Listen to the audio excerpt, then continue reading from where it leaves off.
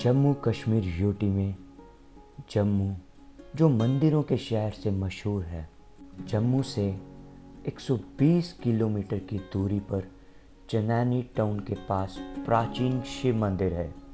ये मंदिर शिवजी के प्रमुख मंदिरों में से एक है। कहा जाता है इस मंदिर में जो भी श्रद्धालु श्रद्धा के साथ आते हैं उनकी मनोकामनाएं पूर्ण होती हैं। आज की इस वीडियो में हम जानेंगे कि क्यों इस पवित्र तीर्थ स्थल को सूत महादेव जी के नाम से जाना जाता है। बोलो भगवान शंकर की जय। मेरा नाम मक्खन लाल शर्मा है। जिस समय माँ पार्वती जी भगवान शंकर को पति रूप में पाने के लिए घोर तप करते थे, तो ये उस समय का स्थान है। तो माँ पार्वती का जन्मस्थल जो है मानतलाई में है और तपस्थल जो है वो गौरीकुंड में है। तो उस समय यहाँ कोई मंदिर वगैरह कुछ नहीं था। बताते हैं कि उस समय यहाँ चारों तरफ जंगल था और माँ पार्वती जी ने ही ये शिवलिंग की स्थापना की थी और रोज़ जहाँ आके वो जल भगवान को चढ़ाते थे, जब फूल पत्ती पूजा करते थे, उसके बाद जहाँ से चले जाते थे। तो इस स्थान में एक सुधांत नाम के राक्षस जो है वो रहते थे। तो भगवान के बड़े भक्त थे। उनको जो शरीर मिला था वो राक्षस था, लेकिन ऐसे भगवान के ही भक्त थे वो। तो सुधांत जी ने एक दिन सोचा कि मैं भगवान शंकर का भक्त तो हूँ, लेकिन जो ये मुझे शरीर मिला है तो इससे मुक्ति कैसे मिले। तो उन्होंने सोचा कि कुछ ऐसे उपाय करूँ कि जिसके साथ भगवान शंकर के हाथों मेरे शरीर का ये नाश हो, मेरे शरीर से मुक्ति मिले।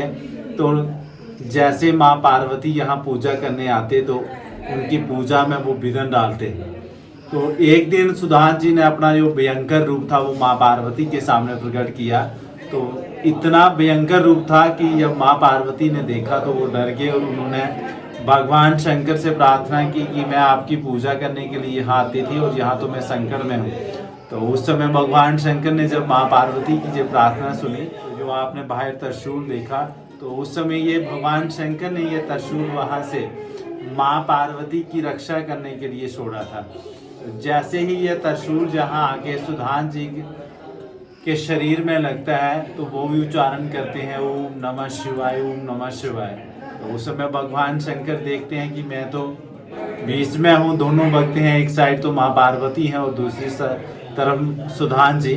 तो उस समय भगवान शंकर जी सुधांत जी से बोलते हैं कि बताओ सुधांत जी, मैं आपको जीवित कर दूं। तो सुधांत जी बोलते हैं कि भोलेनाथ, आज तो ये शरीर मेरा जो है शुद्ध हुआ है, मुक्ति मिली है, इससे बड़ा मुझे क्या चाहिए। तो भगवान शंकर बोलते हैं फिर भी आप मेरे परम भक्त हो, कुछ मांग लीजिए। तो सुधांत जी बोलते हैं कि भोलेनाथ, अगर आपने कुछ देना है तो ऐसे दीजिए कि जो मेरा नाम है वो अपने नाम के साथ जोड़ दीजिए। उसी दिन से इस स्थान का नाम पड़ा था सुध महादेव। सुध हो गया सुधांत और महादेव तो महादेव है। और अब दो जहाँ हो गए, एक शिवलिंग है, दूसरा त्रिशूल है, आपने मूर्ति देख रहे हो। तो ये फिर राजा महाराजों के टाइम में एक किसान को जमीन में से मिली है। जो किसान जो है वो हल चला रहे थे, तो हल चलाते समय उनके फाल को जो मूर्ति लगी तो इसमें से रक्त की जो है तो धार निकली थी।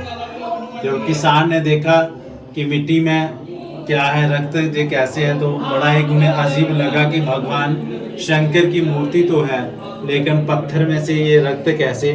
तो उन्होंने जब इनको थोड़ा साफ किया और टोकरी में वहाँ से भगवान की मूर्ति को उठाया और सोचा कि यहाँ खेत में से ले चलता हूँ, राजा महाराजों को दिखाएंगे। तो यहाँ आते तक थोड़ा थक भी गए और उन्होंने सोचा कि यहाँ भगवान शंकर का शिवलिंग है, भगवान शंकर का त्रिशूल है और ये मूर्ति में भगवान शंकर की है, क्यों ना इस मूर्ति को मैं इस शिवलिंग के पास रखूं। तो जैसे ही उन्होंने ये मूर्ति नीचे जमीन में रखी थी, उसके बाद ये मूर्ति हिली नहीं।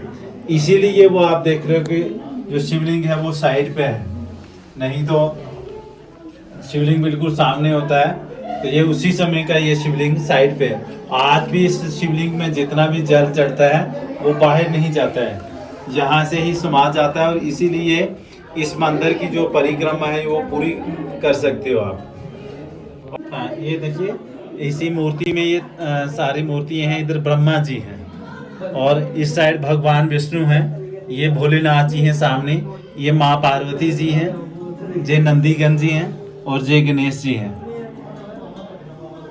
तो यहाँ सबसे पहले ये बाबा नंदगिरी जी आए थे, उनकी ये सामने समाधि बनी हुई है, उन्होंने जिंदा समाधि ली है।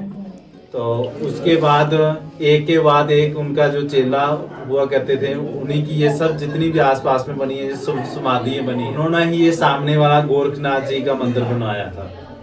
और आज उस समय के से लेकर आज तक वो बाबा रूपनाथ जी ने जो धूनी लगाई थी वो आज भी चलती है। सावन मास की पूर्णिमा के दिन यहाँ 3 दिन का मेला लगता है और इस मेले में यहाँ की संस्कृति प्रस्तुत की जाती है।